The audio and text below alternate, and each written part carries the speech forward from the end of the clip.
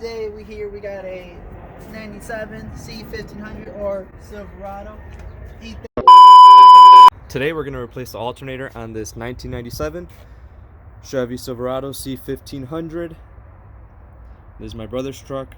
He was driving it today and he said on his way home from work the battery light turned on, and we checked the voltage on the battery, as you know, with the car off, and the voltage was at 12 volts. While we had it running, the voltage went down to 10, so that's how we knew the alternator was bad. It needs to be pushing out about 14 volts, 13.9, about there. And so that's how we know it's bad, and we're gonna go ahead and replace it. First thing you want to do is go ahead and pop the hood, and then your latch will be on the driver's side down here. Just go ahead and pull it. All right, go ahead and open your hood. No hood prop here because we got the spring-loaded hinges. All right, so with the engine off, we're gonna test the battery, and we're gonna see that it's at 12.38, looks like. So that's a good battery, and we know it's good because it's a recently new battery. There's a sticker date right on here, 10/19. So we know the battery's good, and we're gonna go ahead and test it now with the engine running so you can see what the voltage is like. Now with the engine running, we're gonna test the battery again. And you can see here, we are not at the 13.9 volts.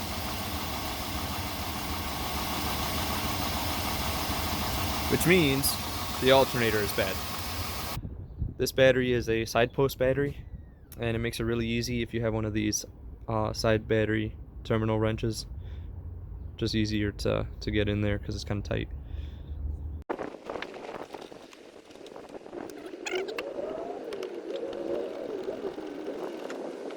When we took off the side post, we noticed there was a bit of corrosion, so we're gonna go ahead and clean those up while we're here before we move on, just to take precautionary action. We're gonna use battery cleaner, CRC, and then a wire brush just to kind of clean up the surface a little.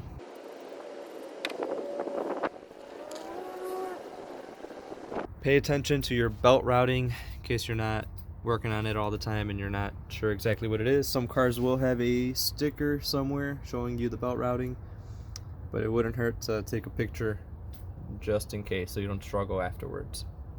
Next, we're gonna go ahead and remove the belt, and we're gonna have to loosen the tensioner, which is right here, and there's a square, which is what the breaker bar goes right into. You're just gonna go ahead and stick that in there, and you're gonna rotate it. Don't remember if it's left or I believe it is right. We'll see right now.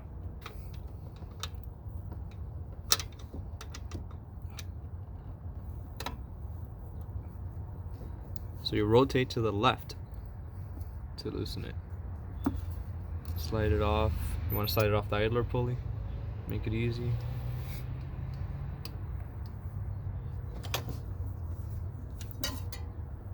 Alright, so the belt is off the alternator.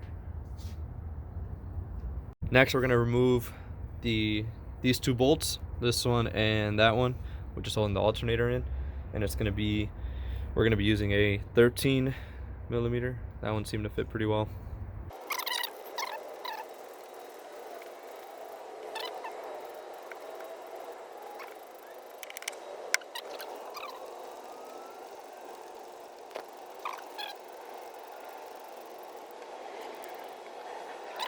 Both bolts are out. Before we can remove the connectors and stuff, because there's these AC lines in the way, we're going to go ahead and bring out the alternator, and then we can remove the connectors going to it.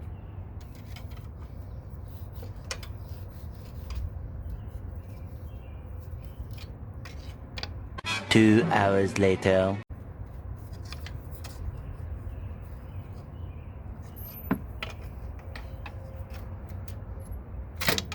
Oh! 6 hours later. Got her name. Tomorrow. Fucking bitch.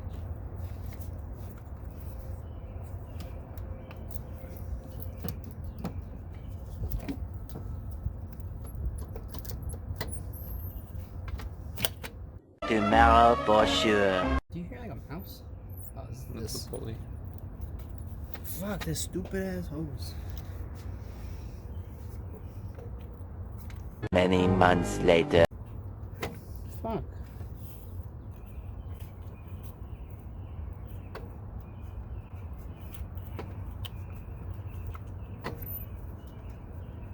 Eventually. There we go. This is what the connections look like on the back. Gonna have that, and then this clip in there. That nut will also be a 13 millimeter.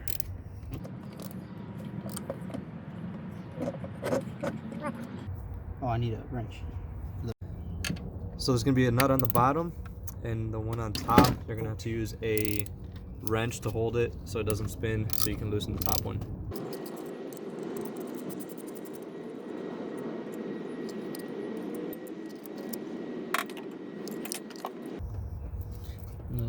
You got a screwdriver?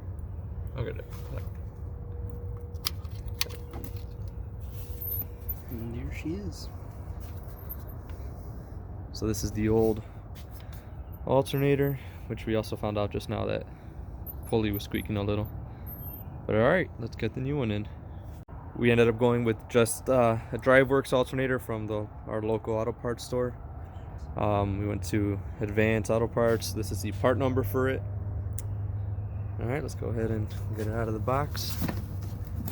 What's in the box?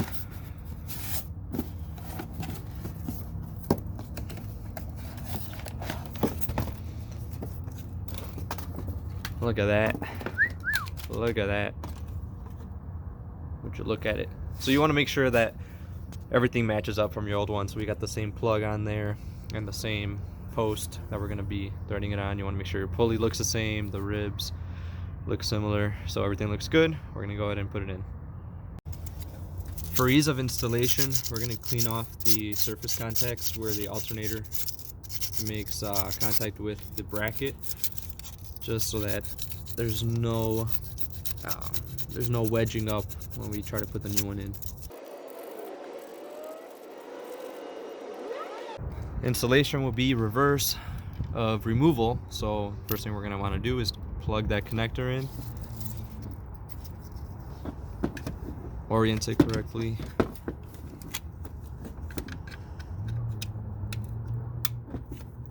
next will be getting that contact on the post.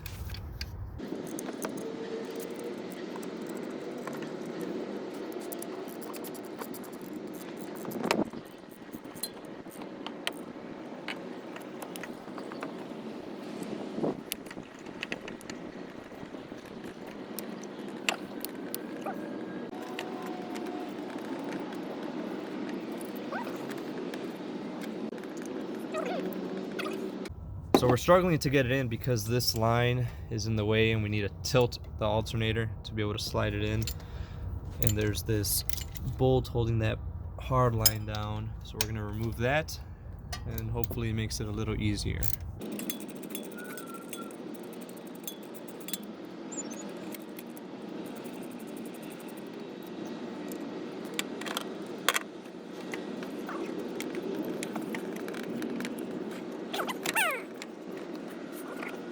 Now that it's in the right spot, we're gonna go ahead and put the bolts back in. Both sides are the same, so there's no difference on which side you put which bolt in.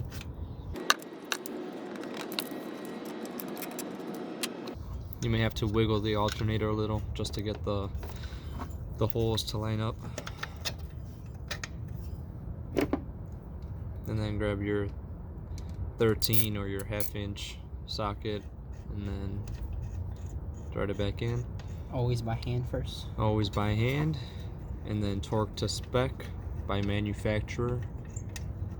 But we're just gonna do nice snug and then quarter turn.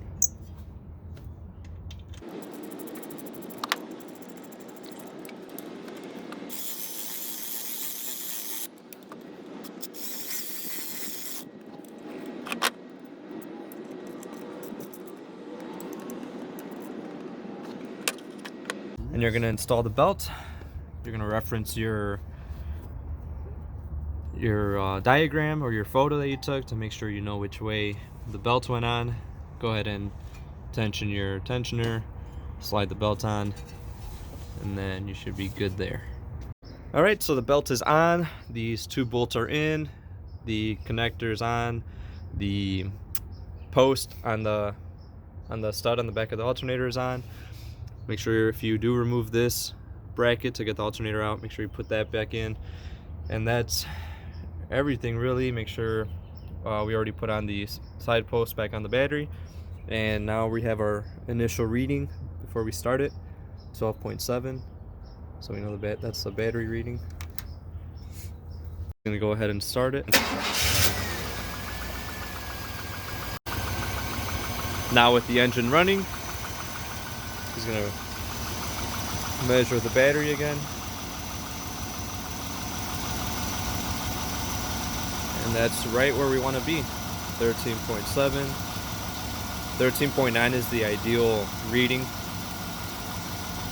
so that's good. So that's what we wanted. That's fixed, and we have no battery light on anymore in the dash. No more battery light, and that is all. I just want to show you guys, really these are the only tools we used.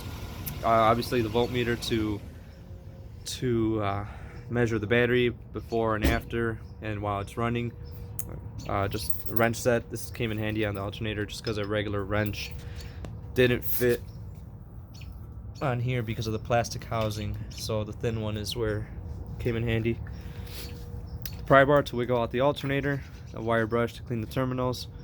We used a 13mm, but I believe a 1/2 inch also works for the bolts holding in the alternator. You got your side post, wrench, got the breaker bar. This was to release the tension on the belt tensioner. We use this for the bracket holding that hard line on. This one is it's a 10mm. This thing is a time saver. Get you one of these. And then the alternator. So like I said, that's all we really used here. And that is how you change the alternator on your C1500 with the 5.7.